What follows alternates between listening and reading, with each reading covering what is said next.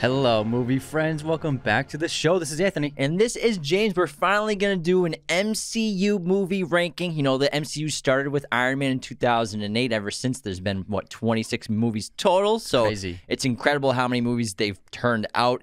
And, I mean, this list that we made, it's completely objective. You know, this is the way we enjoy the films, and we ranked it that way, just our personal preferences for them. We're also going to give you Rotten Tomatoes rankings as we go through each one, where they're ranked, as well as box office and all sorts of stuff. We'll spend a couple minutes on each film. It should be a lot of fun because, I mean, it's incredible what the MCU has done and what Marvel has done the last 15, 20 years. It's absolutely mind-blowing. I mean, $23 billion global box office in total for all these films. The average is ridiculous what they make on average. I think it's like 800 million. And on average, these movies are grossing close to $1 billion because obviously some of them are $2 billion income and then box office. Then Avengers Endgame and Infinity War, those made like $4 billion total combined. So it's ridiculous what they've accomplished. They don't have any failures, and that's rare. I mean, you could say that The Incredible Hulk would be their worst performing movie, but even that was over $200 million box office. So they've never had a flop, and it's unheard of for movie studios. I'm sure other movie studios look at it like, how the hell is this even possible, where they just turn out hit after hit after hit after hit, and they're always hitting home runs. Even if the movies aren't amazing, they're still well received by audiences and still healthy box office returns. So it's never been done before in this kind of scale and this kind of consistency ever in history. Yeah, and they have a diehard fan base. I mean, we love Marvel movies. When they started with Iron Man, I was blown away what they did with that, because we were obviously, you know, Dark Knight, Batman Begins trilogy. We love that, and we love the Spider-Mans, we love the X-Men, and what they did with Marvel going forward. It's incredible. And now that they've acquired Disney's acquired them, and they've also acquired 20th Century Fox, and it's going to be great to see what they do going forward after Phase 4, Phase 5, Phase 6, what it's all going to look like. Phase 47. When they put all of the X-Men and the mutants and then the Marvel heroes and everything together, it's going to be ridiculous. Then it's only a matter of time until they buy Warner Brothers. But the cool thing about the Marvel rankings is I don't think any list is invalid. Your list is your list, and don't let anyone tell you that it's wrong. If you think our list is wrong, whatever, it's our list. Yeah, don't do us dirty in the comments. Yeah, I mean,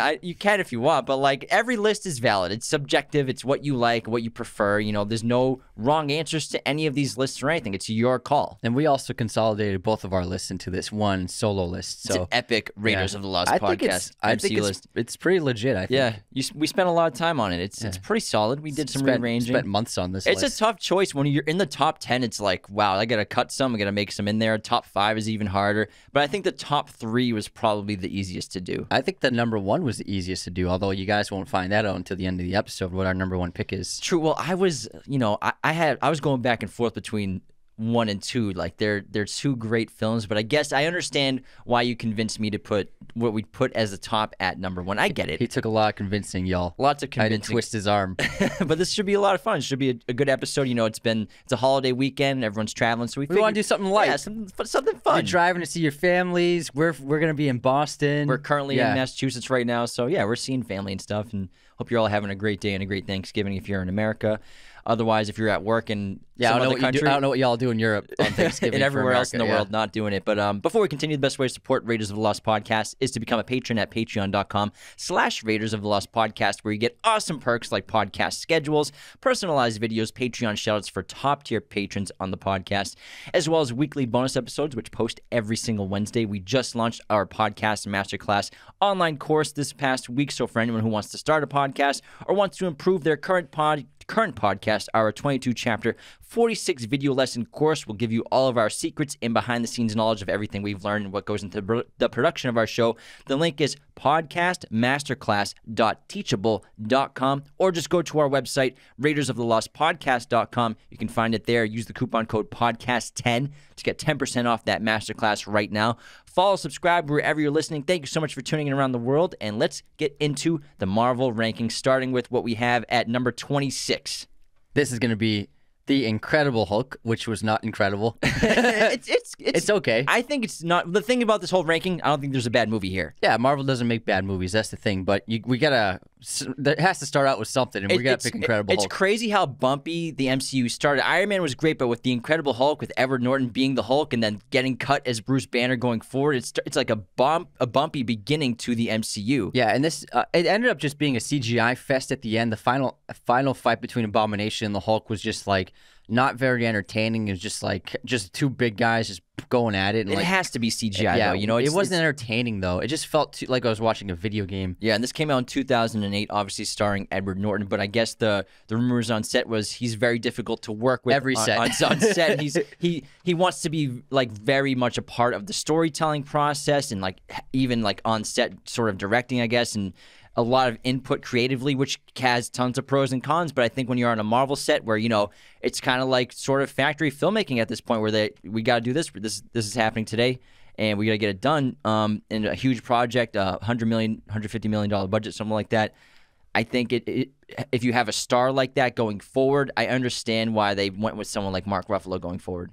No one's been able to pull off the solo Incredible Hulk film yet, although maybe Marvel will with the rumored Hulk movie in the works. But they thought that Hulk would be the big property to start off with Iron Man. These would be the 1-2 punch to really kick things off. And I think that they discover quickly that Hulk tends to work better as a supporting character in these movies. Mm-hmm. It's difficult to pull the solo film off. And I think that's probably the biggest trouble with this film is it's a hard story to tell. I think it only works if you go like super sci-fi with it and not do the typical like soldiers shooting at him, trying to go after him and capturing him.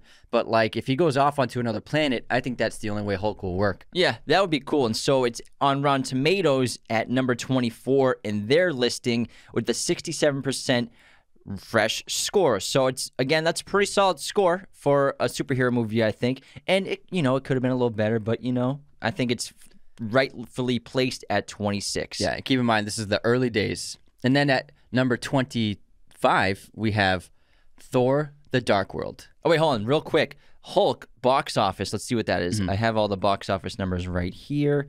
And The Incredible Hulk, give me 1 second. It's in order of money. Made $264 million global on a budget of $150 million. Yeah, so it didn't break even. Not incredible. It lost a little money. Not incredible box office for The Incredible Hulk. But at the time, you know, it probably lost a little money with all the marketing included with that. And then splitting with theaters too. All right. Let's get back and go back to number 25, like you said. Thor: The Dark World. And Thor is the first Thor is pretty good. The second one, it was just kind of bland. It was very grim. It didn't have that much humor to it. And I just think that the villain in it was just pretty weak. I can't remember his name or what he really wanted. The Dark Elves. Yeah, the Dark Elf. It seems like they only used that as a way to get the ether, the red Infinity Stone going into the story. And I just think as a whole, it was just kind of a bland film. Yeah, it was a little flat. I liked Thor, and obviously it's better than Thor: The Dark World. But I think as the Thor films progressed, they got a little more modern with the way they approached the character, because the first one, the silly parts about him, like his eyebrows are bleached and stuff that, his design doesn't look phenomenal, but I think his design of the character got a little better than Thor: The Dark World, but the storyline just falls pretty flat, if you, like Anthony was just talking about. And this is at number 25 on the Rotten Tomatoes list, so second to the last, 66% on the Rotten Tomatoes meter. But the cast is really great. Obviously, Hemsworth as Thor, Natalie Portman, Tom Hiddleston as Loki. This is his second installment as the character, and then Stellan Skarsgård as the scientist who we all loved in Dune as well. Sir Anthony Hopkins as well. Yes, and Rene Russo. I will just say, Thor's friends, like that motley crew of warriors, they seem like very cheesy on film. I'm sure they're fine in the comics, but they seem a little too cartoony in the film to take them seriously. But this was wildly successful. It came out in 2013 on a budget of $152 million. It made $644 million global box office, so that's huge. They all got bumps after the Avengers movie. All of the movies started getting way up in box office, because the first story I think was like $400 million box office. Something like that. Yeah. And then next up at 24, we have Iron Man 2. And Iron Man 2 is a pretty good movie. You know, Tony Stark brought it again. I do like how Jon Favreau tried to address Tony's alcoholism in this film. But I think that the action scenes in this film are kind of unmemorable. I don't think the villain was that great. He seemed cool in the trailer, but Whiplash was just kind of like pretty basic. And I mean, it seems like Tony should take him out no problem. He could have like one-on-one. Yeah. So Whiplash, played by Mickey Rourke, his really skill you think would be the physicality of the character with the whips and everything, but it ends up being him hacking into the Iron Man suits at the end of the film. Then Sam Rockwell, he seems like, I think would have been a better if he was just like the single villain or something like that, or pick one of them to be the main villain, because it went back and forth with who was really in control in terms of being the main antagonist of the film. The cast is obviously absurd. We have Don Cheadle here, Gwyneth Paltrow, Downey, Scarlett Johansson here. Is this which one is Scarlett Johansson? This one. Introduces Black Widow. Yeah. And, you know, the story, it's decent, it's solid, it's funny. But yeah, compared to Iron Man 1, it really isn't even close. And then the final battle is just like a bunch of just, you know, CGI armored suits. It just reminds you of kind of like the Avengers, just CGI army. Kind of took you out of it. I think it was a pretty underwhelming conclusion to the film, is what its weakest part was. Well, CGI is a big part of this entire MCU. So they love CGI. We can't be too hard on tons of CGI going on. You know, it's part of these films. Yeah. And then Iron Man 2 on a budget of $200 million. It made 400. Hold on. Iron Man 2, $200 million budget, box office, $623 million global box office, and it came out in 2010. Still before Avengers, I believe, this film. Yeah. Yes. Iron Man 3 came out after Avengers. And then at number 23, Iron Man 2 on Rotten Tomatoes ranking is 23, and it's at 72% on the tomato meter. Oh, so we're right in line with that Rotten Tomatoes Pretty ranking. close, we're pretty close. And then in 23, we have Avengers Age of Ultron here, and this came out in 2015. I think this was just a very forgettable film. Ultron seemed awesome in the trailer, and we've said before, we don't know anything about comic books, so whenever they announce a new film, I'm like, oh, who is this character? And I'll look into it. Ultron seemed fascinating and a great choice for the villain. James Spader was a great choice for his voice. Robert California. Yeah, he's got a very memorable voice, but the villain ended up being super just like lame and all talk and no bite. And the trailers made it seem like Ultron would be super indestructible, and then it ended up being like he gets his body's torn apart like nothing over and over again. The false marketing really pissed me off with this movie, where the clips in the trailers, it had like all the Avengers were dead at the feet of Ultron, and it's like it ended up being a dream sequence. And it's like, this is such a BS move for them to market the movie like Ultron is this impossibly strong being that none of them can stop altogether, where that's really Thanos. Exactly. And then especially with Quicksilver, when you watch the Quicksilver portrayals in the other films, like especially the X-Men films, how brilliantly they portrayed his speed visually, and then you see this, and they didn't do any slow motion. Hardly any slow motion at all in this film. And to see his perspective. Yeah, so they really dropped the ball, because Joss Whedon, he's not a visually dynamic filmmaker. He's just like,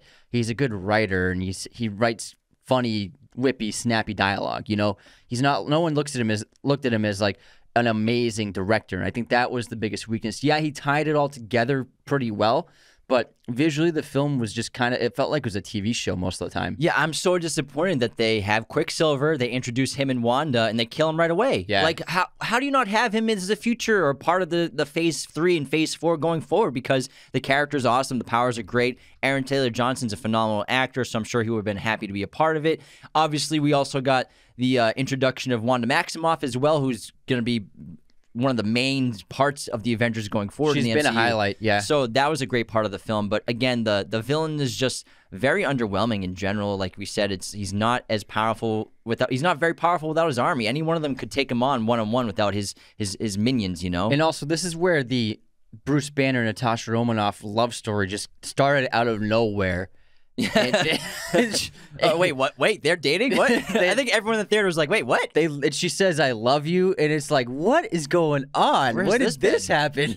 So it just things like that made this film just feel super out of place. Yeah, but we rank it higher than the others because it has really epic scenes, good action scenes. It has pretty funny moments in it, so it is better than the other ones we've said so far. But it's too similar to Avengers. Yeah, it's kind of the same kind of plot. Especially the final act. Yeah, and this is on Rotten Tomatoes. It's at number 22 on their list with a 76% score, fresh.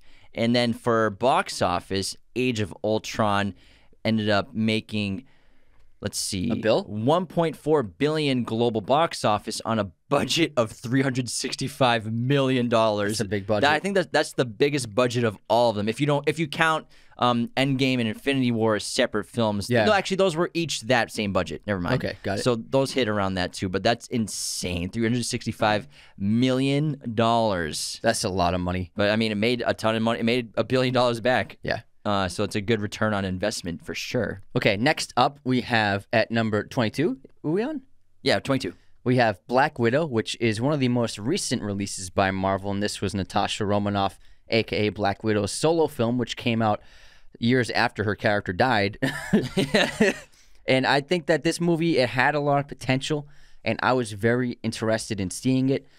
It was good, but ultimately I thought it was kind of a misstep because they just, like always, they made this movie more about setting up future characters than they did about giving Natasha a great solo film. I felt like it was more of a, here's Red Guardian and here's Yelena.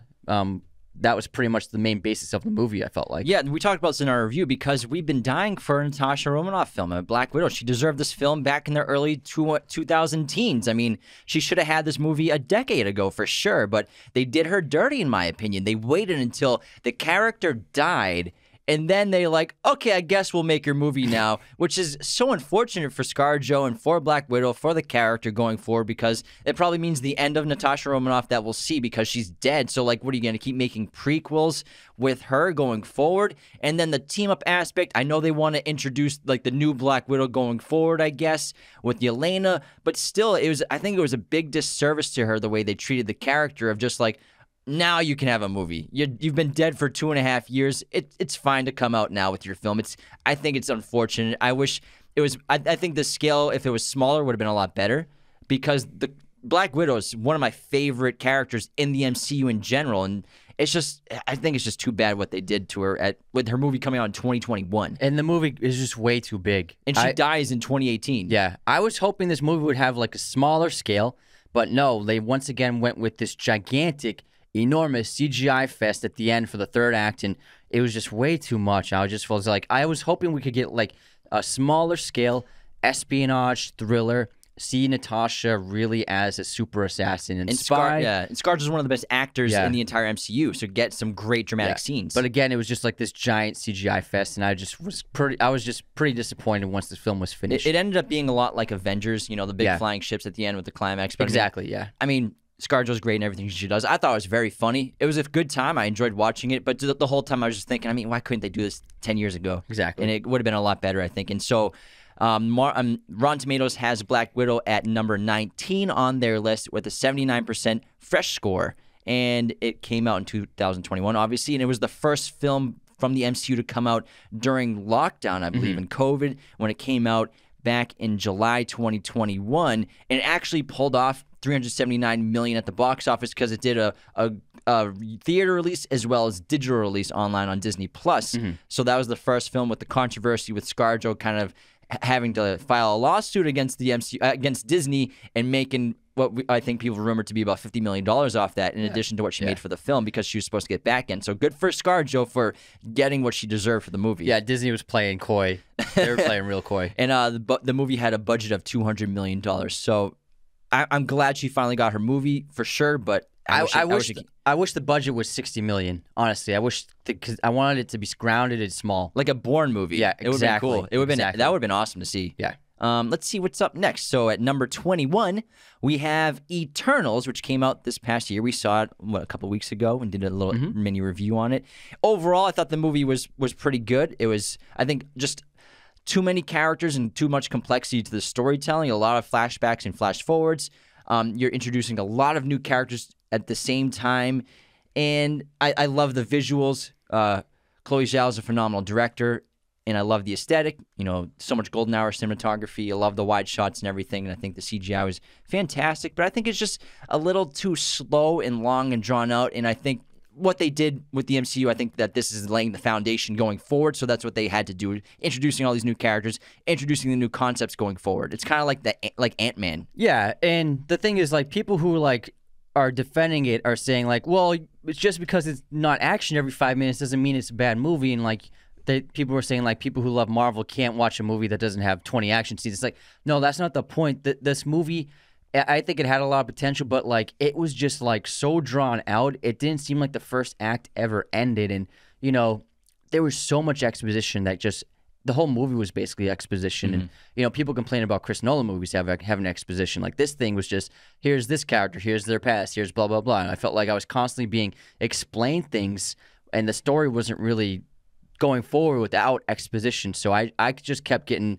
I was getting kind of frustrated waiting for the movie to finally unravel into its like plot and its climactic moment. And I think that it had a great cast, great directing, really nice cinematography, excellent CGI, but I think that the story was way too big for it, and it kind of unfolded within itself. But I do love the end credit scenes in this film, specifically when we finally heard Mahershala Ali's voice as Blade. Let's go. But I mean, it introduced us to a bunch of great new characters, which I'm so excited to see going forward what they're going to do with them. So there's so many pros and cons to all these Marvel movies, but I think, those are pretty much the pros and cons to Eternals. And this has, on Rotten Tomatoes, they have it last on their list at number 26 with a 47% score on Rotten Tomatoes. Is it the only rotten? It's the only rotten one. But again, guys, on Rotten Tomatoes, take it with a grain of salt. Man of Steel, which we just did an episode on, which we adore. That's a rotten movie as well. So don't always just go by Rotten Tomatoes score. It's kind of like They're suspect. And so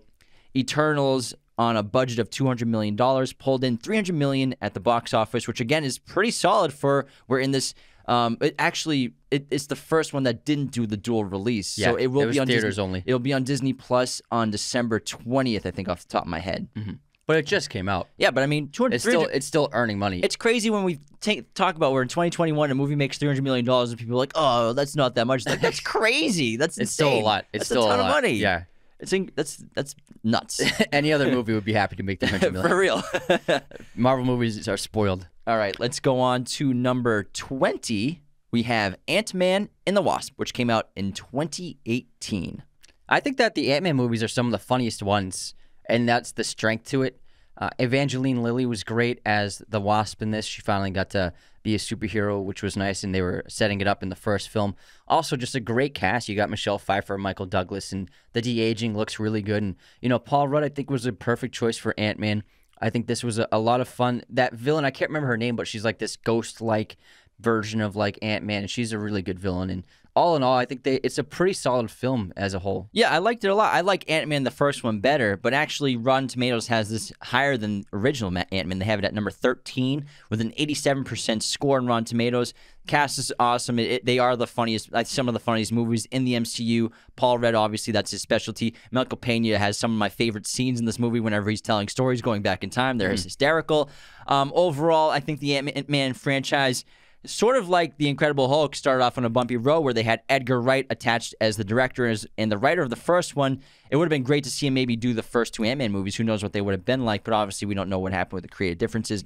He left, but they're both pretty damn good movies. Yeah, Peyton Reed directed them. He did a good job. He's a solid guy, solid director. And also Adam McKay and Paul Rudd worked on the scripts together. So Adam McKay was involved. He's a very great smart comedy writer. Yeah. And so Ant-Man and the Wasp, on a budget of $162 million, made $622 million global box office, which is absurd. That's crazy. I've never even heard of Ant-Man until 4 years ago, and these movies are making $600 million. It's freaking insane, dude. It's wild. All right, take us to the next one. At number 19, we have Guardians of the Galaxy 2. Now, I know a lot of people are going to get butthurt about this one. And I will say, Guardians 2 is funny, and the cast is great. But for me, I just was not a fan of the final battle where it was basically like superhero, like Superman type battle where Star-Lord and his dad are just flying at each other, and they were super beings, and that really took me out of the film. I felt like part of Star-Lord's appeal is that he's just another guy. He's just like an Earthling. He's like us, and so when he got superpowers, I was like, oh, come on, this is kind of like not what I was hoping the trajectory of the character would be like. I know they had to explain how he survived touching an Infinity Stone, but I think they could have come up with something a little better than that. It's not comic book accurate. I've looked into it. Ego in the comic books isn't his father, so James Gunn put these two storylines together and meshed it together by making Ego his father. So I understand that he wanted that Ego character in it. I just think it wasn't the right villain for this movie, and I also wasn't a fan of, like, right away they were started fighting. Because by the end of Guardians 1, they became a family. Oh, you mean the crew? Yeah, the crew. And then by the 10 minutes into Guardians 2, they hate, like, Rocket and Star-Lord hate each other, and it lost that that fun quality that I was looking for. It did get fun by the end, but I was not a big fan of this one. I understand those qualms that you have with the film. I enjoyed this movie in general. I like the first one better, but I think this one's a lot of fun as well. I like Egos as the character, as the villain, with Star-Lord, Peter Quill trying to figure out his past, who his father is once he meets his father. I love the family aspect of it, where he kind of abandons his family, then goes back to them by the end of the film. But you're right, I'm not a huge fan of when they start quarreling so early on, when they had just that amazing story in the first one. And it makes you curious what they're going to do with Volume 3. Or like they're going to get split up again and then find their way back for the third act again. Overall, though, I think it's a good time. The soundtracks of both of these movies are the best in all of the films in general, because James Gunn's very much like Scorsese and Edgar Wright, where he picks great music for his films. And so I think those are the best parts of the movie. I love putting on the playlist for these films. But overall, I like Guardians 1 better than Guardians 2. Rotten Tomatoes has this at 85%, number 15 on their list. And again, it doesn't mean it's a bad movie at all. These movies are great. I love Guardians 2, but we had to put it, around, what is it, at 20 we said? 19. Yeah. Guardians of the Galaxy 2 came out in 2017. I think it's mid-tier. It's pretty solid. Yeah. On a budget of $200 million, it made $863 million global box office. Now, if you're watching on YouTube or on social media, you may have noticed that Anthony and I have some brand new laptops on our desks. These are courtesy of LG, the 17-inch LG Gram ultra lightweight laptops. The cool thing about them is their 16:10 aspect ratio versus the usual 16:9, which means more vertical space, which is great for editing our episodes, great for note-taking, but most importantly, phenomenal for watching movies on these exceptional screens. We've been binging all sorts of stuff on these screens the last 2 months since we've had them. I watched Rear Window the other night. I binged Succession on this. So Anthony, I know, watches movies in his room every night before he goes to bed, because we only have one TV in the house. Sometimes other people are using it, but it's amazing when we have the opportunity to use these LG screens, because they're enormous and exceptional. Not to mention they are shockingly light, these laptops, and we'll put links in our YouTube video bio below for the LG Gram 16-inch and 17-inch models. Thank you so much, LG and LG Gram, for the laptops and for sponsoring the show for the rest of the year. And you know what I love just as much as I love the Marvel movies? My Lawnmower 4.0 groomer from Manscaped.com. Use our coupon code Raiders of the Lost at checkout for 20% off and free shipping. And starting today, Manscaped.com is doing 25% off their entire website for Black Friday and Cyber Monday. This runs for an entire week. Still be sure to use our coupon code at checkout, Raiders of the Lost, to get free shipping. But this week is the perfect opportunity to get those holiday gifts for the men in your life, for the things they'll actually use. 25% off is insane, so definitely take advantage of this Black Friday and Cyber Monday deal on Manscaped.com. And don't forget our coupon code Raiders of the Lost at checkout to get free shipping in addition to 25% off. Manscaped also just launched some brand new products this month, including their 2-in-1 shampoo conditioner and their body wash, which smell so good. I've been using this in the shower. Getting nice and clean and sudsy and bubbly. It's fantastic. It's the holiday season. If you got a man in your life, this is stuff that we actually use. I swear he'd love it. Let's get back into it. Now, at number 18, we have Spider-Man Homecoming, which is Peter Parker's first solo film in the MCU. Tom Holland showcased his talents in this film, charming us, being a really great young version of Peter Parker. I love that he's actually a high school student and looks like a high school student for once. As much as I love Tobey Maguire, Tom Holland really felt like a high schooler in this film. I love the innocence and naivety he portrays within the character. Also, having like a sidekick like Ned was a lot of fun, rather than it being like Harry, who's going to be a villain. I think that Michael Keaton, fun as the Vulture. All around, this is a really fun film. I think they knocked it out of the park for the first Spider-Man solo film. Yeah, and the thing with Homecoming is it's kind of like just an Avengers movie in general. Basically, so yeah. Because that's why I think we put this below Far From Home, because Far From Home, Peter's mostly on his own for the out in Europe and Italy and everything. But in Homecoming, we have Iron Man's in this movie, Spider-Man. We even have Captain America's not fighting, but he's in the movie as well. So I think that because there's so many Avengers in the film, it doesn't really feel completely like a solo Spider-Man movie. Happy Hogan's in it too. Yeah, but Happy Hogan's kind of like his assistant, you can say, and his connection to the Avengers and his like publicist or something. But that's why I like Far From Home better. But Homecoming, I think, is a great Spider-Man film. Great introduction to him as a solo film. Obviously, his introduction is in Civil War, right? It's the first time he shows up under ruse. And I love the opening of this movie because it's like him with his. It's like the found footage of his phone from when he was filming behind the scenes of like the battle at Civil War. It's like, oh guys, check out where I'm in. I'm at the airport. Look at that! Holy crap! Hold on, I gotta be right back. I gotta go fight somebody. He's like, whoa, he's a giant man. It's like, where's he gonna post it though? Yeah, it's super. I think this movie's really, really funny. I think that's the biggest strength to it. Besides Tom Holland, who's exceptional as Peter Parker and Spider-Man. I love Zendaya as MJ coming into this film, but I like how she's not the lead or the love interest in the movie. They have another girl, I can't remember her name, sorry about that, who's the Vulture's daughter. How dare you? Michael Keaton is an awesome villain as Vulture, but I think just the Vulture squad, I think, wasn't fully doing it for me the entire time, and like how quickly they became villainous. In terms of like they went from like hardworking guys to like, oh, I had this, they shut me down. Now I'm gonna start committing crimes and everything. It's like crazy. Yeah, they turned on a dime. That's fast. Yeah, and also there's it was like an 8-year flash forward. From the Battle of New York. But I really like the first act of this movie because then they're dealing with like we see the cleanup of New York City, of Civil War in New York City, and like the crews who have to take care of it, like Keaton's character, the Vulture's character, and stuff like that, and how people steal the technology for themselves. But I think one downside for me is like, of course, all the characters are like geniuses and like are the top debate team in the entire country and stuff like that. But I mean, it is what it is. Yeah, it's funny, and it's cool to see Tony Stark in this. And I think that's why the next one is better, because it's more of like a Peter Parker on his own kind of film. So that's why I like it better as well. So what are the numbers for this film? So Spider-Man Homecoming, on a budget of $175 million, made $880 million global box office. And again, this came out in 2017. Wow. And Rotten Tomatoes has it actually number 6 on their list at 92%. Nice. Which, I mean, hey, it's good for them. Also, Marissa Tomei is excellent as AntMan. Oh, yeah, I love Marissa. She's terrific. All right, let's move on. At number 17, we have Thor, the first Thor film. Kenneth Branagh made this film. I think it was a really cool introduction to the character. I love how he made it feel like it was like a Shakespearean kind of vibe and theme, because, you know, these are godlike beings, immortal beings from a different realm. So I like his approach to it. And also, it's kind of hard to pull off this city made of gold and the magical bridge. Yeah. It's pretty silly. But yeah, I like Thor. It's a cool introduction to the character. Hemsworth, awesome, perfectly cast.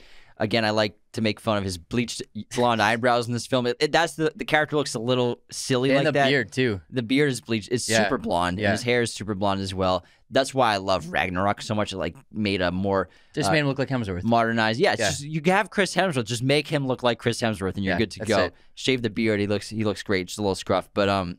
Loki is a great villain. And great to see him in this film. Natalie Portman's awesome in this. Stellan Skarsgård's awesome in this as well, introducing a bunch of new characters. Overall, it's a lot of fun.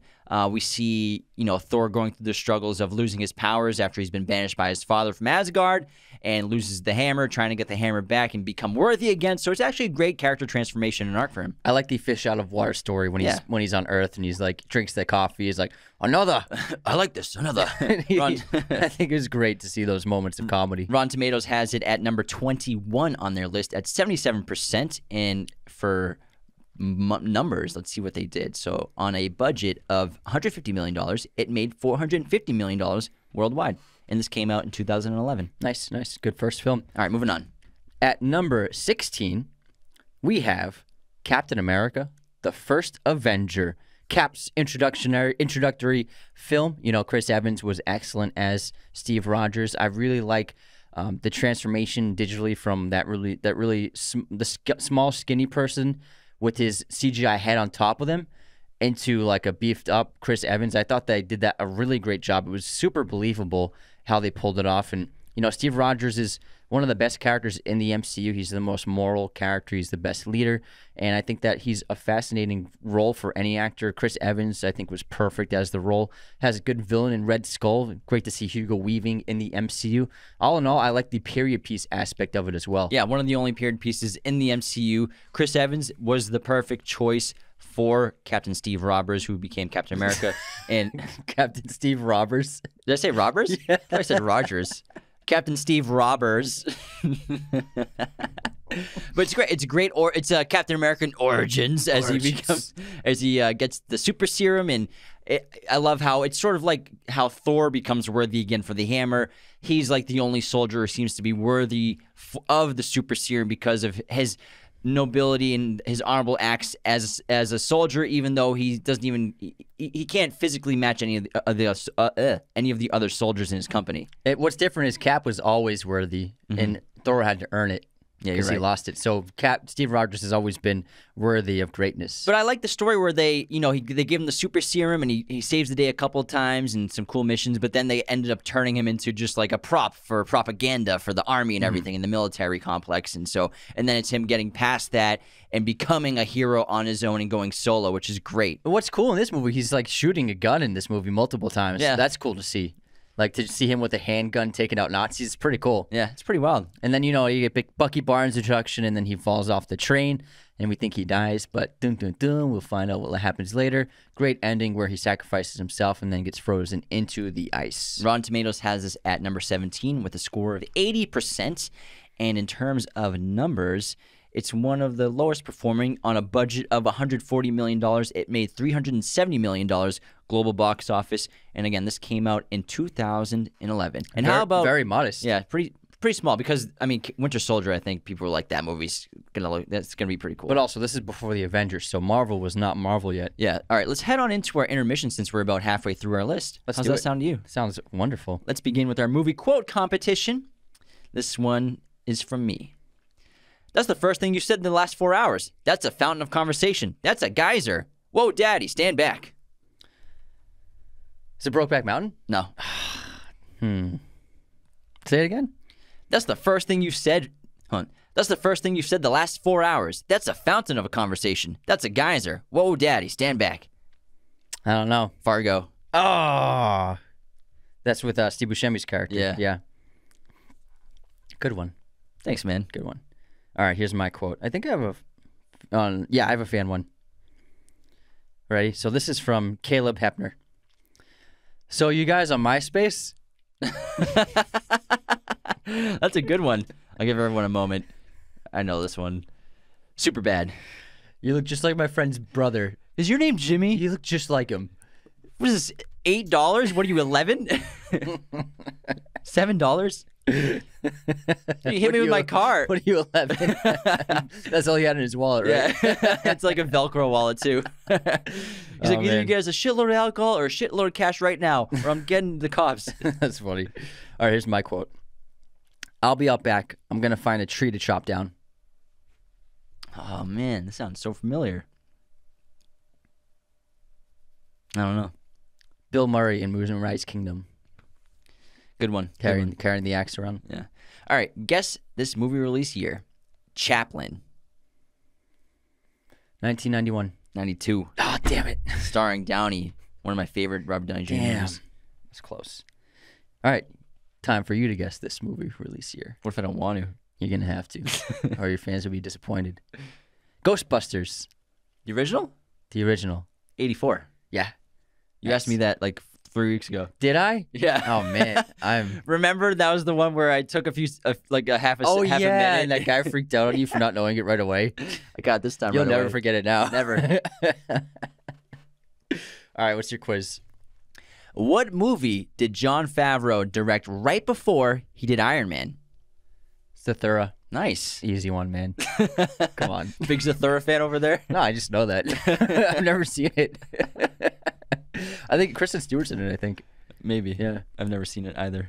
I did a director question as well. Oh, what is it? Who directed Ghostbusters?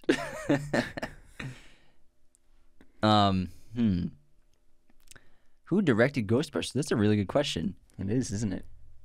Brett Ratner. He was a kid. All right. He acts in it as well. Oh, Aykroyd. No. His son is directing the new one. Oh, what's his name? Silverman? Something with an S. Nope. Jason. No. John. His name's Jason. Lieberman. No. Lever. He's Jewish. He is Jewish. You're on the right track. Steen. Liverstein. Ivan Reitman. Reitman. Isn't that what I said? Liverstein. Probably a name to somebody. At least you knew it was a Jewish guy. Oh my God, so Liverstein. That's funny. It's comedy gold. Come on. We actually had the great opportunity to see it at IMAX. Thanks to IMAX for that invite. The new one. Oh yeah. What's our movie news of the day? Well, you're skipping way ahead. We haven't even done Hater of the Week. Oh shoot, my bad. Come on, man. Waiting on you to take this over. So, do we have any real haters, or we got fans We don't have any real haters. I didn't see that many like bad ones, but I got a good unsubscribed one. You posted an Apocalypse clip, X-Men Apocalypse clip, about Oscar Isaac's suit and how it was lubricated, and you wrote it's lunricated with an N. Typo. Or is it like it's lunricated?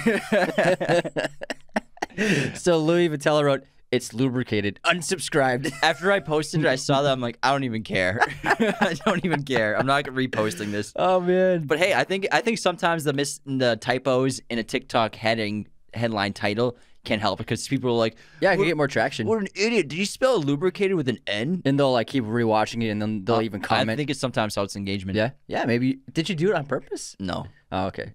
All right. For our supporter of this episode, we had an amazing 5-star review on Apple Podcast, iTunes from Evan Martirana, the Kings of Movies Critique, a binge listening podcast to listen to if you ever need a laugh and knowledge about the world of cinema. Incredibly funny, smart guys, and are awesome with fans. They made me love movies even more, and they make me rewatch films in every episode they do. Please, please, please support them. They have helped me get through the toughest times. Give them your time. Sit back and unsubscribe. Enjoy. Thank you so much, Evan, for that incredible review. We're very happy to help you get through those tough times. Thanks, pal. All right, on this day in film history, today is November 25th. In 1947, the first systemic Hollywood blacklist is instituted, denying employment to American entertainment professionals due to alleged communist ties or sympathies. Oh, whoa. In 1987, Planes, Trains, and Automobiles was released. In 1992, Aladdin was released. In 2009, The Road was released. In 2011, The Artist was released. In 2020, the New York Times named its 25 greatest actors of the 21st century so far, with Denzel Washington at number 1, which I see no lies there. And then happy birthday to Christina Applegate. No problem with that at all. Denzel being number 1. Denzel is our GOAT, probably. And then Trumbo was probably the highest profile name in the blacklist. He wrote Stanley Kubrick's Spartacus, but he did it under a pseudonym because he was believed to have communist ties, which weren't correct, and so he was blacklisted by Hollywood. The old McCarthyism was going on. And then streaming recommendation, I have the Bourne franchise is on HBO Max right now in November. Oh, nice. They're all on there. I have Shanghai Nights on Amazon Prime. Nice. I love those movies. I think they're awesome. Dude, Owen Wilson and Jackie Chan's a great combo. And they are surprisingly well shot. They are really beautiful. They're really, cinematography and production design, like really, really excellent. Really well-made movies. Yeah. They're incredibly well choreographed, obviously, because you have Jackie and his stunt team, and so obviously the fights are incredible. But I think Owen Wilson and Jackie together, it's just as good as Jackie and Chris Rock together. I mean, Chris Tucker together. Chris Tucker.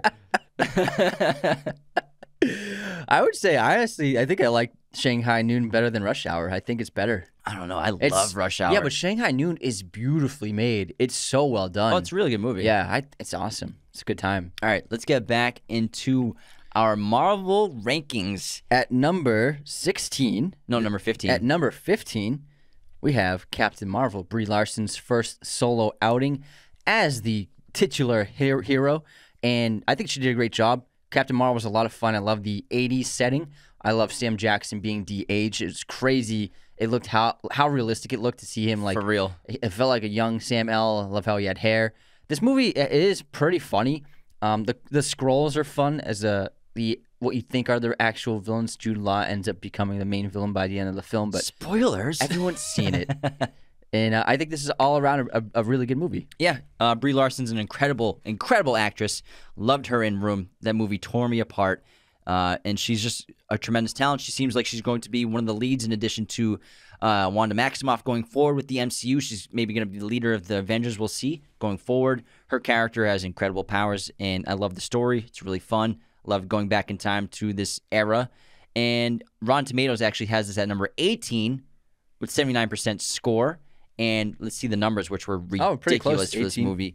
Captain Marvel, on a budget of about $175 million, made $1.1 billion global box office when it came out in March 2019. So congratulations on that, guys. Wow, that's a lot of money. That is a lot of cheddar cheese. Let's see what's up next. So we have Iron Man 3 at number 14. This came out in 2013. This is Shane Black took over the Iron Man franchise from Jon Favreau at this point, and Shane Black worked with Downey on Kiss Kiss Bang Bang and helped, you could say Shane Black and Favreau were instrumental in Downey getting a resurgence in his career once he got out of prison, because Kiss Kiss Bang Bang was one of those early roles he got after prison, and then Jon Favreau convinced the Zodiac as well. Oh yeah, Zodiac was great with Fincher, and then Favreau convinced the studio to give him Tony Stark because he's incredible. And I like Iron Man 3 a lot. I think the villains are excellent. The plot and story is really good. I like how Pepper Potts has a lot more to do in this movie. The visual effects are incredible. Tony, another great redemption story for him.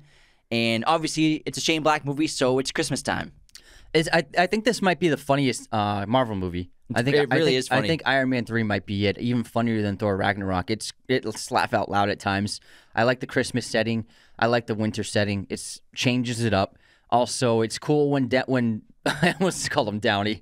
When Tony he loses his suit and his suit breaks, so then he's on his own. It's a great action sequence where he has to defend himself from villains. Completely vulnerable. And it shows back to like him in the cave in the first film, showing how smart and adept he is in any kind of situation.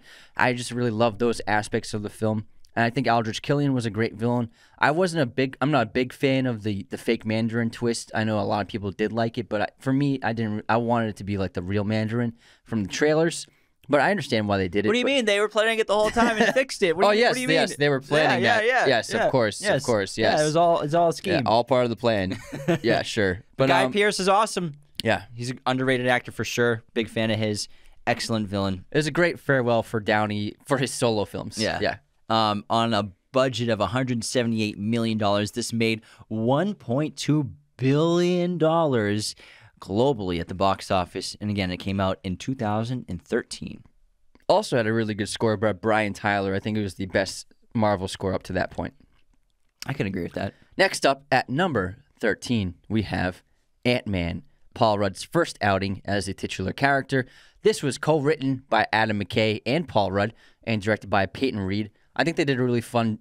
Well, also Edgar Wright has a writing credit. Edgar Wright has story credit, yes. Yeah, he came up with the original idea, but obviously creative differences forced him to leave. I believe Edgar Wright did not want to follow the trajectory of what Marvel had in mind for Ant-Man. Basically, Marvel put Ant-Man out because they needed him for the multiverse in order for the Avengers to actually go back in time and fix the blip. So he was vital to the Marvel Cinematic Universe Phase 4 ending.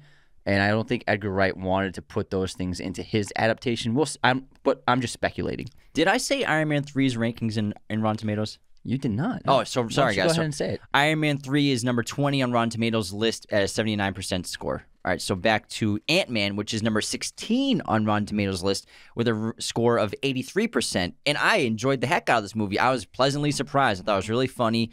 I think Corey Stoll is an excellent choice as the villain in this film. I think he's a really underrated actor. Loved him in House of Cards. Loved him in the Strain TV show.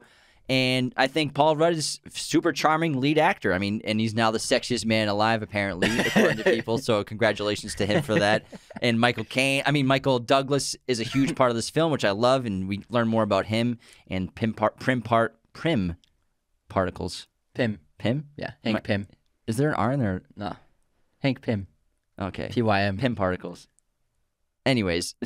But you're right. They needed this movie to start explaining the quantum realm and the future and how important Ant-Man will be to the MCU going forward. If 5 years ago, if you told me Paul Rudd would be the most important person in the MCU, I would have been like, what? Or Ant-Man. Yeah, like, what?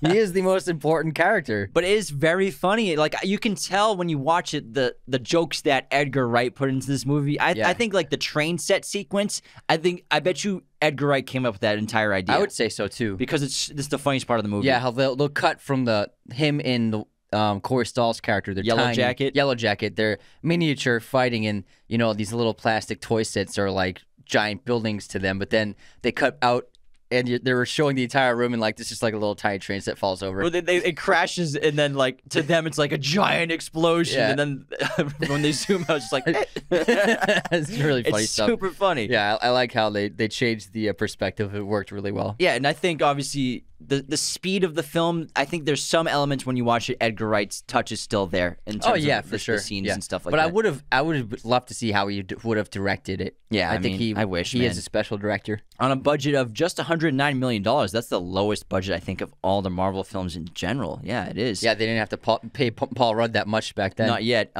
It made a total box office of $519 million, so that's a very profitable film for sure. I think Ant-Man was the biggest solidifier of the Marvel brand. Yeah. The success of Ant-Man. First Guardians and then Ant-Man. It's like, wow, they can do anything. Like, you guys, for all you young kids, like, Marvel's success was unheard of. Like Jason Bourne movies, they were making $400 million. Like, those were hits. Like, those are like the biggest movies of the year. Yeah, but now you have Ant-Man making $500 million, no problem. And it's crazy. It's just wild. Power of Marvel, man. Yeah. All right, next up at number 13, we have 12. Number 12, we have ShangChi and the Legend of the Ten Rings. This was a really refreshing Marvel film that we got to see this past year. I think it's the best recent film that Marvel put out. Great to see some excellent hand-to-hand combat, some great martial arts skills. Super refreshing take for a Marvel character. I like the San Francisco setting, and also Tony Leung as the villain, as the big bad, was awesome. If you love Chinese cinema, he is the icon. Yeah, and Simu Liu as Shang-Chi, excellent as the lead character in this role, who kind of came out of nowhere for me. Like, I can't even remember seeing him before. I think he was on a TV show before some TV stuff, and I know he was like modeling and stuff. Like, I saw there's memes of him. He used a stock image model, so there's a bunch of funny stock images of images of him in like offices, like smiling like with a other group people. Of office people. Yeah, they're like looking at a chart, and it's just like Shang-Chi is with them all. It's super funny. Hey, everyone starts somewhere. Exactly. So that's awesome that he kept working hard to get the role like this, and it's a very funny movie. The action is solid. Again, the martial arts is exceptional in this movie because it's the first time we'd really seen that in the MCU. I wish they stuck more to it in the third act of the film rather than it being just all about the CGI and the rings and the powers and stuff like that, because I think that's mostly what set it out apart was the incredible martial arts and choreography in this film. And yeah. I love that it made an appetite for a lot of young movie fans and Marvel fans about wanting to see more martial arts films. And I recommend diving into that. Crouching Tiger, Hidden Dragon. Check out the Raid franchise, the Raid and the Raid 2. Some of the best martial arts fighting sequences you'll ever see in a movie. Yeah, Jackie Chan, Jet Li stuff. We grew up on those. So, we grew up in that Bruce Lee films, Enter the Dragon. So check all those filmographies out of all those actors and stuff, because I think this made an appetite for wanting to see more of that. And I hope they go in that direction with more in the MCU. Where did Rotten Tomatoes have this movie? So Rotten Tomatoes has it at number 5 with a 92% score, super high. So I think that's a little high for me. And then on a budget of $150 million, it grossed $431 million global worldwide. And I think that Shang-Chi, wasn't it also a theater and digital release at the same time? I believe it was theater only. Theater only? I think so, you're actually right. Yeah. So they definitely made their money Black Widow back was the only one they did that with. You're right. And because it didn't work out with Black Widow, so they stopped doing it. Yeah, so Shang-Chi was a really good time. Oh, yeah. Next up, at number 12. 11. You're getting all the numbers. It's right I'm next. backwards, Bowen. It's next to the title. No, I don't have it updated. No, because up top you have a blank space at 1. Yeah. No, I don't have any numbers on mine. Oh, you don't? No. Oh, sorry. I saved mine before you updated it on Google Docs. See, sure, yeah. Because my Wi-Fi's off. Anyways, number 11. I got it. We have Avengers. Marvel's The Avengers. And this was the great team-up movie that came out of nowhere. No one was expecting it. It was the first film to gross over $200 million in its opening weekend. It just took the world by storm. Really great job of tying these characters together and also introducing new ones at the same time. I think that this movie was a knockout. Although I think the final act is flawed in terms of the CGI army, also in terms of the CGI army getting just basically unplugged basically by the end and they all just die. Those I think are pretty weak points of it, but I think Loki was an awesome villain, and I like how he turned the Avengers against each other. Great CGI special effects, fun performances. The few scenes that we see of the characters together, Thor fighting Hulk, highlights like that, makes it a fun time. Yeah, and Marvel did a great job setting up so much to go forward in the MCU with the Infinity Stones and the characters and the storylines and everything. And it's really incredible to go back and think about this film and maybe watch it and look at how small the scope is compared to like the movies today that the MCU is putting out, especially like the recent Avengers films. Even when Spider-Man comes out, the scale and scope of that, because when we saw this, we'd never seen anything this big before, but now it seems kind of small, which is pretty wild to me because they accomplished so much since then, and which is incredible because this movie was a wildly successful accomplishment. All these great heroes who we've seen solo films for and we've been hearing about and everyone had gotten super excited about learning more of going forward. They're all together and we see them teaming up and their conflicts and they get together as a family at the end to save the day, and it's a really great movie. It also, I think it has the most famous post-credit scene, and that's the reveal of Thanos at the end when he looked a little more purple and very... It wasn't Josh Brolin yet, but it was the first ever time we saw Thanos, and I remember... people were freaking out about it online, and I was like, who the fuck is Thanos? Same, bro. Same. Who is this guy? Why is he purple floating on an asteroid? I was like, it doesn't look that scary. And Rotten Tomatoes has this at number 8 on their list with a 91% score. And I think this was the movie where Marvel was like, all right, we can make a lot of money here because on a budget of $220 million, it grossed $1.5 billion global box office. That's a lot of money. A lot of money. 2012. That was absolutely insane. Now, before we move on to the rest of the films on our list, I have to tell you about movieposters.com, the #1 place to get your posters online today. Use our special promo code Raiders10 to get 10% off your order today. Movieposters.com has a giant selection of films to choose from. Pretty much every movie imaginable, they got it in their arsenal. All sorts of sizes, framing, backlighting, whatever your poster needs are, movieposters.com can handle it. If you're checking out our set on YouTube, we just got a bunch of new posters. I got this Joker poster for Dark Knight. I got a Seven Samurai. I got Matrix over here. Jimmy just got Lord of the Rings. What else did you get? I got Ocean's 11. Heat over there as well. These are high-quality posters, everyone. Again, head on over to the website, movieposters.com, and use promo code Raiders10 to get 10% off your order today. And our other amazing sponsor is here to help you out. For any of you screenwriters or wannabe screenwriters out there, the most important part of writing a screenplay is making sure that the format is correct. ArcStudio Pro is the software for you. It is the most efficient, streamlined, and elegant screenwriting software on the market, and they are offering a very special deal of $30 off their membership if you use our special link, arcstudiopro.com/Raiders. They have all sorts of perks for you, like apps for your desktop or phone, online collaboration with co-writers, super helpful outlining tools, revisionist management, links to feedback, and this really cool plot board, which allows you to easily organize plot points and acts with this super cool drag and drop system. I use ArcStudio Pro every single day for my screenwriting, and I recommend that you do as well. So again, head on over to arcstudiopro.com/Raiders to get $30 off your membership and start writing today. Now let's move into the top 10 of our MCU movie rankings. And at number 10, we have Spider-Man Far From Home, which came out in 2019. This was like Tom Holland's first solo film, I think, alone as Spider-Man. No other Avengers involved. All by himself. Besides Nick Fury. Yeah, but he's not like, he's the leader. He's in charge of them. And this has really great special effects. Jake Gyllenhaal is an awesome villain as Mysterio. Zendaya has a beefed up role. You know, Ned is in there still. And, you know, I think it was a lot of fun also changing the setting, getting Marvel outside of America, heading to Europe, a great change of pace. Also, I just love, like, the classmates and his teachers are super fun.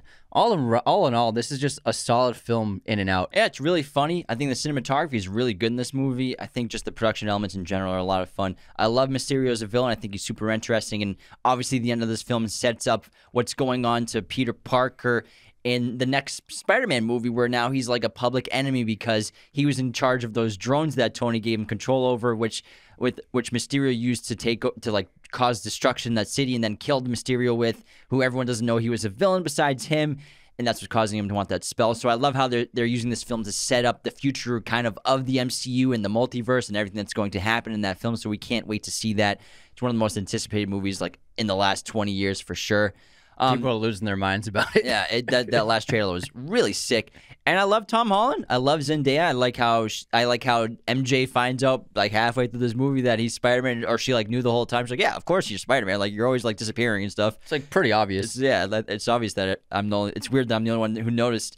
And Marissa Tomei is in this obviously as Aunt May again, and Happy Hogan has a lot to do, which is super fun. So I love this movie a lot. It's a really good time. All right. And what are the rankings on this? The stats. Spider-Man Far From Home on a budget of $160 million made $1.13 billion global box office, and this came out again in 2019. Wow, that's a lot of money. That is quite a lot of cheddar cheese. And then number 9 on our list, we have Doctor Strange, which came out in 2016.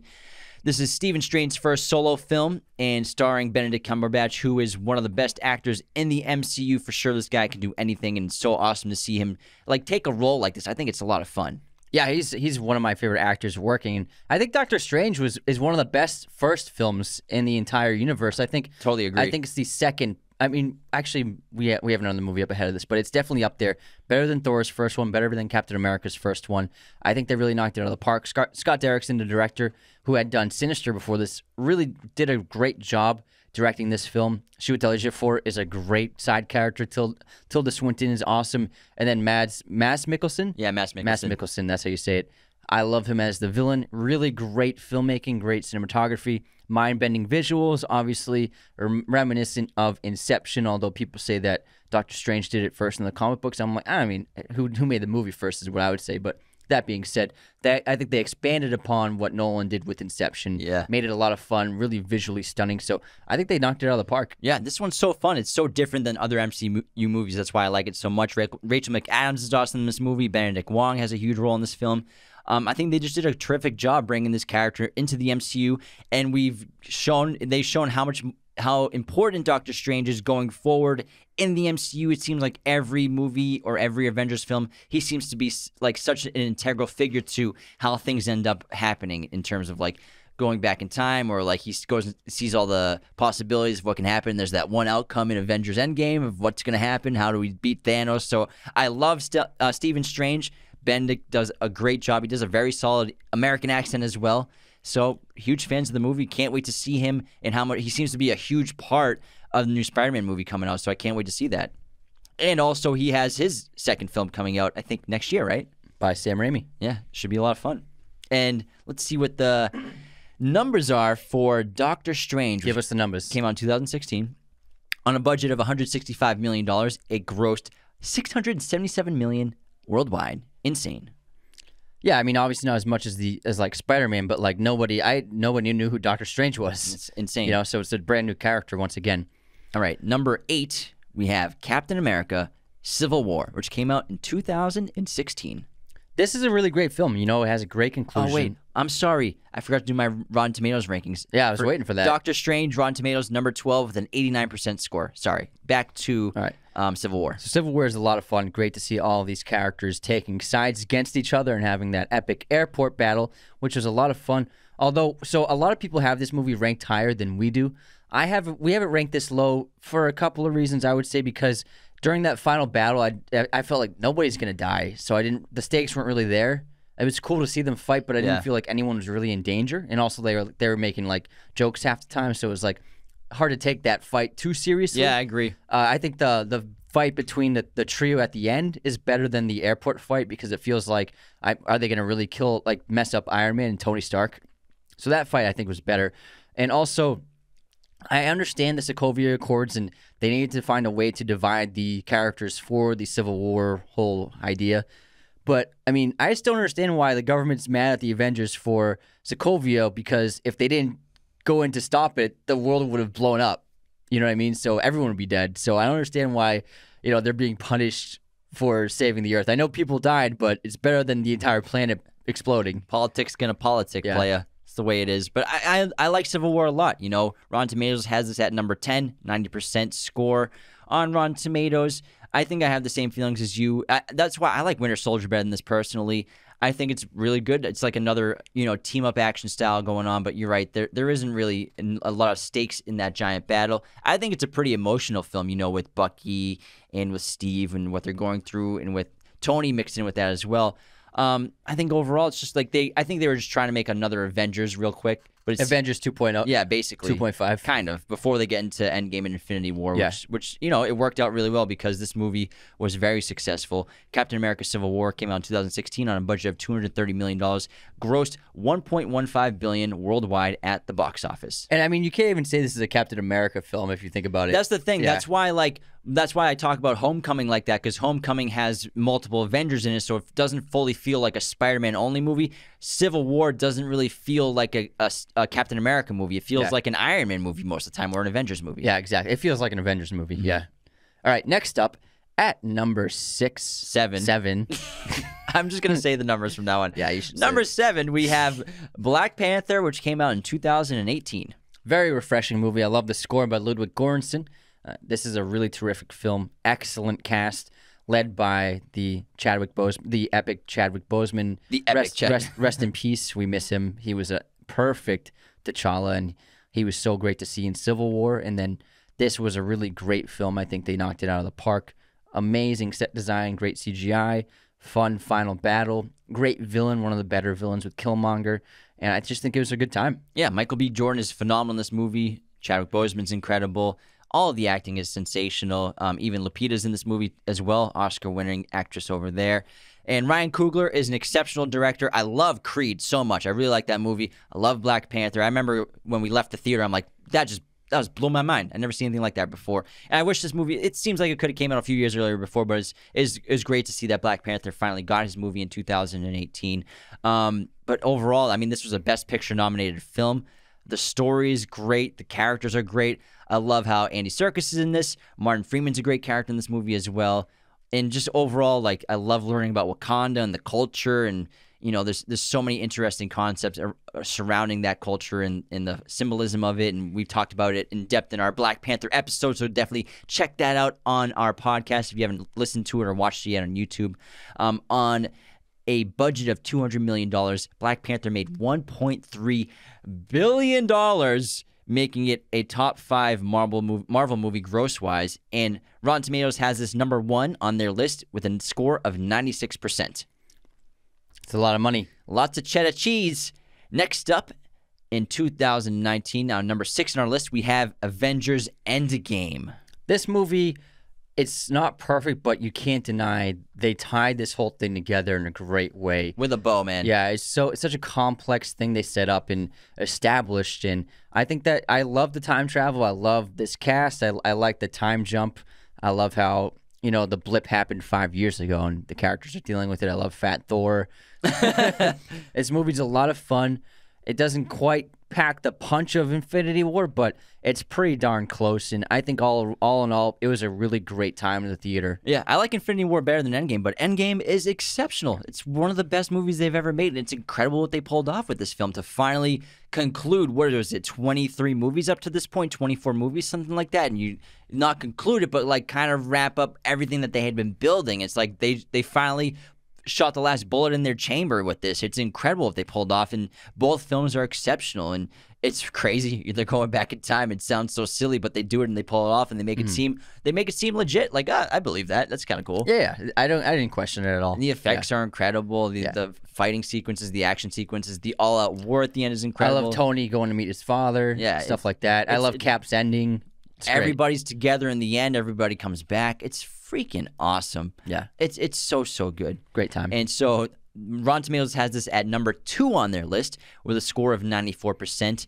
And on a budget of about $400 million, Avengers Endgame is their highest grossing film in the MCU universe, and I think number 2 all time behind Avatar in general, with $2.79 billion at the box office, which is absolutely astronomical. Makes you really see how friggin' big of a hit Avatar was. Yeah.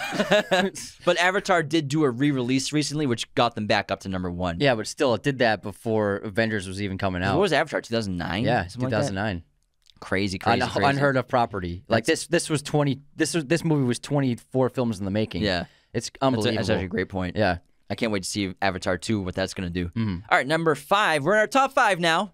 Let's get serious. These are the big ones. This is it. Number 5, we have Guardians of the Galaxy, which came out in 2014. I love this movie. It's so fun. This was like this and Thor Ragnarok really took the MCU in that funny direction, changing the tone a little bit. It was getting a little dark, but these guys lightened it up, and I don't know how they pulled it off with all these characters nobody ever heard of. There's a talking tree. Dave Bautista is blue. Zoe Saldana is green, and Chris Pratt is sensational as Star-Lord. And also, it brought the intergalactic scope to the MCU, which they needed to pull off the entire Phase 3 and Phase 4. And this movie, I think this is the funnest Marvel movie. It's a great time. I love it. It has that, like, that Star Wars element to it of this crew on a spaceship flying around the galaxy. I mean, the opening of Star-Lord just dancing. It's just like, dancing. What am I watching? The first time in the theaters, I'm like, what am I watching? This is hysterical. And I love in Endgame when Nebula and Rhodey go back in time. Yeah. And they watch him dancing from afar, and he's like, oh, so he's an idiot. But Guardians is just a lot of fun. The entire crew, when they this motley crew getting together, like this band of misfits, so great. I think it was Chris Pratt and Zoe Saldana are really the highlights of the film, and the whole crew I just really adored. It's a great film. They have a solid villain, and this ragtag crew just end up becoming a family at the end of the film. James Gunn really pulled it off, and obviously don't forget Rocket Raccoon as Bradley Cooper.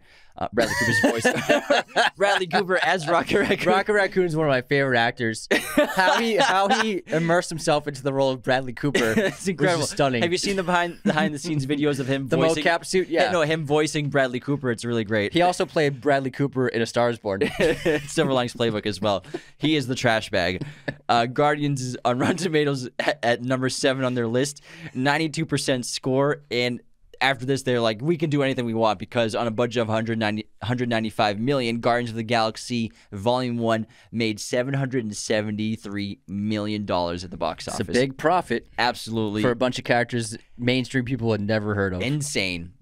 All right, number 4, we got Captain America, The Winter Soldier, which came out in 2014. This is when the Russo brothers took over control of the MCU going forward. Much. They did a great job with Cap. I love how they were adamant about depicting Cap's strength compared to just a normal human being, which they showed really well in this film. That opening ship sequence was awesome. Yeah, that was awesome. And then Natasha has a great role in this film. She's got a lot of scenery to chew up. Nick Fury's role. I love the espionage element. Robert Redford plays an awesome villain. I think this is a really solid action thriller. Really gritty, very, it reminds me, it has a feeling of like a Jason Bourne-esque film. Yeah. I think they made a really surprising film. The sequels aren't, like Iron Man 2, not that great. Thor 2, not very good. But, Captain America, they pulled off the sequel with this one. This is the movie that made Captain America super cool. Yeah, it is. Yeah. First Avenger, he's awesome. He's Captain America. He's got these sweet powers, but he's kind of a Boy Scout. But First Avenger made him kind of hip and made him modern, and he's super fun. And Anthony Mackie introduces this as Falcon, and we have Sebastian Stan as an excellent villain in Winter Soldier, and the mystery behind that character and everything, and the metal arm, and the music by Henry Jackman is so good in this movie. I feel like this is the first score from a composer that felt super authentic to the story, rather than like the recycled Marvel score that we'd heard in all the other movies. Yeah, it's always the same kind of Marvel sounds. Yeah, they hit the same beats with it's kind of like their plots, but I think Henry Jackman just knocked it out of the park with the music. I love the themes of this movie, and I love Winter Soldier's themes. Nick Fury's all over this film. It's just an awesome movie. And what I think sets this movie apart from the others is just it's a lot of gunfighting, which I love to see. And you never see in any other Marvel movies, just gunfighting, people with guns shooting at each other. And they did it. It's like, the shootout in Heat you get reminiscent of in this film. You know what I mean? That great sequence, it's like a good 20-minute sequence where it starts from Winter Soldier taking their car out to them escaping, and it's just an amazing sequence of action. And the Nick Fury scene where he's getting shot up. Like, so many good scenes in this movie. The rooftop scene. I really loved, obviously, the Natasha and elevator scene. Elevator scene. So but also the Hydra element where the Hydra. Yeah, so that bringing that back into the picture from First Avenger and how it's still present in the MCU and trying to get control over the scepter and everything and the Infinity Stone. So it's such a good movie. It's a good one. And Rotten Tomatoes, this is my biggest disagreement, I think. They have it at number 11. 11? 90% on Rotten Tomatoes, but man, this movie I think deserves to be top 5 on everyone's list. Yeah, how's this 11? That's silly. But anyways, in 2014 when this was released, on a budget of $177 million, this made $714 million worldwide. Nice. And then Cap became awesome. Yeah. He wasn't even cool in Avengers. Yeah, you're right. He was just, that's the Boy Scout. He's a nice leader. Yeah. Moving on to number 3, top 3. This is big time. Thor Ragnarok, 2017, directed by Taika Waititi, and this was a game changer for me personally in the MCU. Yeah, for me, this is one of my favorites. It's so much fun. It's hysterical. You know, I think that Taika is an awesome director, and I think they just really after the first 2 Thor movies were pretty disappointing, underwhelming, I think Marvel was like, you know what, Chris Hemsworth is a very funny guy on his own. He's very charming. Let's just let Thor be like that. And I think they just really let Hemsworth just be himself in this movie is what really made the difference. He feels less like Thor and more like Chris Hemsworth, if that makes sense. It's hysterical. The opening scene of this movie is so funny when he's spinning. He's like waiting. Oh, wait, hold on. I'm spinning. I gotta wait to come around. Yeah. And then now this gave Thor a theme, you know, the Led Zeppelin song, Immigrant Song. So now he's got a theme in a way. Yeah. And obviously, we have a great cast. Tom Hiddleston's coming back as Loki. We have Kate Blanchett as Hela, who's awesome in this movie. Idris Elba's awesome in this movie. Who else we got in this film? Oh, lots of people. Oh, Jeff Goldblum is in this movie. Yeah. I mean, Bruce Banner's here with Mark Hulk's Ruffalo. Hulk's in it. Yeah. I love Hulk and Thor going back and forth and puny human or like weak arms. Yeah, I love it. And then what's Taika Waititi's character's name? Krog. Krog. He's super funny. Yeah. Oh, that sounds like something Jeff would say.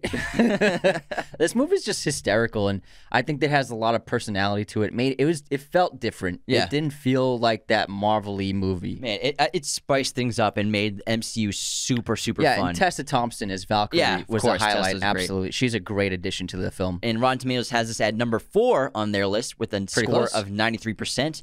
And for numbers, Thor Ragnarok on a budget of $180 million made $853 million worldwide at the box office. I was watching interviews years ago, and Hemsworth and Evans were doing interviews together. I think they were doing it for Ultron or something, and both of their sequels had come out. And Winter Soldier had just come out before the press for Avengers, and I saw one where Hemsworth like made this joke. He's like, and because the interviewer, the first thing they said was like, "Oh, Mr. Evans, I just want to say Winter Soldier was amazing. Like, we loved it." And then Hemsworth was like, "That's all I've been hearing this entire press release. Everyone's just saying loving Winter Soldier." So I think in the back I think he had a chip on his shoulder, probably, for how bad his sequel was received.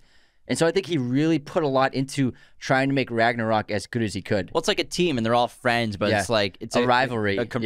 Competition is the best thing for success. Yeah, exactly. So I think that really fueled him to make Ragnarok as good as it was. Yeah, that's awesome. All right, number 2. We have, it can only be one of 2 left that if you've been paying attention. What's it going to be? Iron Man, which came out in 2008. And I usually put this at number 1, but Anthony convinced me to put it at number 2, which we'll talk about why when we get to number 1 with Infinity War. Yeah, we'll get to it. But Iron Man... Spoilers! Iron Man set the stage for the future, and it's incredible how one of the best movies in the MCU was the first one, which is great. It laid a great foundation. Jon Favreau, exceptional director and visionary guy with the MCU by getting the right Tony Stark, getting Downey in this role, and being, you know, staying true to his guns. Like, I need Robert Downey Jr. to be Tony Stark. And even though the studio didn't want him, he convinced them, was adamant about it. We have Gwyneth Paltrow in this. Jeff Bridges is a phenomenal villain. Terrence Howard, this is his only role in the MCU where he gets replaced by Don Cheadle later on. Poor guy. Script is great. Action's great. Mind-blowing. Blew me away. It still is. I mean, after all these years, it's still one of the best movies. It's just a perfect movie from start to finish. There's no fat on it. There's no bad word to say about it. It's just a really flawless action adventure film. I think that, you know, this film really set the stage for what a Marvel movie would be in terms of the tone, the humor, the approach to the villains, the overall arc of the hero character, especially in the first solo films. I think they used Iron Man as the template going forward, and Marvel's success is because of Iron Man. If Iron Man didn't work out, because Incredible Hulk didn't work out, if Iron Man failed too, they might not have been able to keep making movies. Because they got a big loan to make movies, and if they couldn't pay that loan off, they would have been stuck. Probably wouldn't have. Maybe it either would have slowed them down or they would have had to stop making movies. So Iron Man's success really is what set the stage for what the MCU would become. Yeah, and what I love most about Iron Man is you can tell that they are heavily inspired from Batman Begins, the origin story there. So I think that laid the foundation of what they thought they could do with the MCU going forward. They're like, look what they did with Batman Begins. Why can't we do that with all of our superheroes? And especially, let's start with Iron Man. Even though nobody's really ever heard of him in terms of outside of the comic book world, let's just do it with Iron Man. He's going to be the foundation of the entire MCU. He's the heart of the whole thing. Yeah. It's all Tony Stark. Robert Downey Jr. is the key of the MCU up until Endgame. Yeah, he was the face of the franchise. He was it. The face of it all. Without the right Tony Stark, without probably Robert Downey Jr., it would not have been what it became. Because, and one of the great things that Downey did was revealing that Tony Stark was Iron Man at the end of the movie, which they did not plan to do. They were planning on being secret identities, but then because Downey did that, improvised it, they're like, let's just go with it. Let's do it. No one's going to have a secret identity. No, who's going to care? It worked out. It really did. Yeah, and so Rotten Tomatoes has this at number 3 on their list and a score of 94%. And let's see, numbers-wise, in 2008 when it came out on a budget of $140 million, it made $585 million at the box office. Great first start, though. Very good. Yeah. So that loan was like, all right, that's pretty good, guys. Let's see what happens next. I think that's about what the loan was. Yeah. They got the loan. Their plan was like, we're going to make 4 movies with this loan and see what happens. All right. There's one film left on our list, and it can only be Infinity War. Dun, dun, dun. The first part of the Avengers, the penultimate 2-part ending saga, and this came out in 2018. And I think Anthony convinced me of putting this ahead of Iron Man because of the scope of it, the scale, and the epicness. And no movie of this has ever been made, may never be made like this ever. What I think really sets Infinity War apart is its story structure.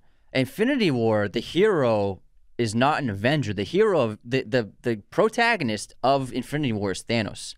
It's his story from start to finish. It's no one else's story.